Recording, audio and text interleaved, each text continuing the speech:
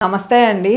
ఈ రైస్ కుక్కర్కి మీ అందరూ ఎన్ని డౌట్లు అడుగుతున్నారో, గ్లాస్ బియ్యానికి నీళ్ళు ఎన్ని పోస్తారో అని. బియ్యం ఎప్పుడు పాత బియ్యం అయితే ఒక రకంగా పోసుకోవాలి, కొత్త బియ్యం అయితే ఒక రకంగా పోసుకోవాలి. మీకు తెలుస్తుంది. ముద్ద ముద్దగా అయిందనుకోండి, నీళ్ళు 1-2 అట్లా పోసుకుంటాం. నేనైతే నాది పాత బియ్యం 1-2.5 నీళ్ళు పోసుకుంటున్నాను నేను. రైస్ కుక్కర్లో అయితే 1-2 బావు అట్లా పోస్తాను. కొంచెం మెత్తగా, మరీ మెత్తగా ఏం కాదు, పొలుగ్గా ఉంటుంది. అడుగున ఎన్ని నీళ్ళు పోస్తావు అని అడిగారు.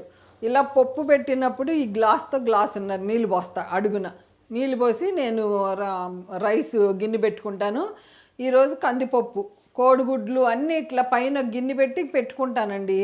నాకు మనకి ఏమో ఎప్పుడు ఏది వస్తుందో తెలియదు కదా, గ్యాస్ జాగ్రత్తగా వాడుకుందాం అని చెప్పి ఈ పద్ధతి వాడుకుంటున్నాను నేను. కందిపప్పు కూడా ఎంత బాగా ఉడికిపోతుందో చూడండి.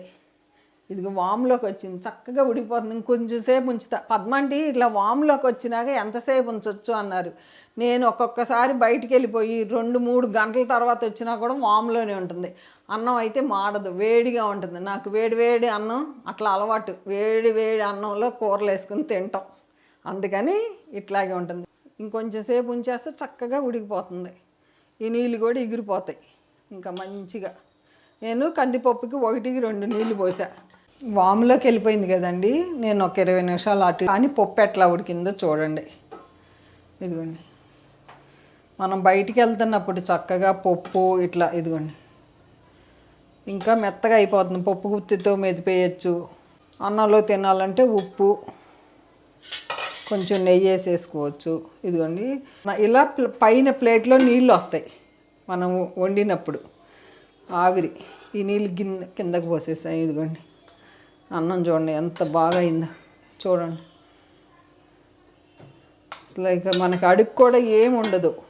ఇదిగోండి, చూసారా చక్కగా ఎగిరిపోతుంది, అంటుకోదు, అడుగు మాడదు. అందుకోసం నేను ఈ పద్ధతి వాడుకునేది. ఇట్లా పెట్టేస్తాను, మళ్ళీ మేము అన్నం తినేటప్పుడు తీసుకుంటాము. నాకు ఇలా పప్పు ఉప్పేసి నెయ్యి వేసుకుని అన్నం తింటే అస్సలు అదిరిపోతుంది. నేను కుక్కర్లో వండేటప్పుడు ఏం చేస్తానంటే పప్పులో కొంచెం నెయ్యి వేసి పసుపు వేసి ముద్దపప్పు చేస్తాను అంతే. వేడి అన్నంలో సింపుల్గా ఏమీ లేకపోయినా కుక్కర్లో ఇట్లా వండేసుకోవచ్చు.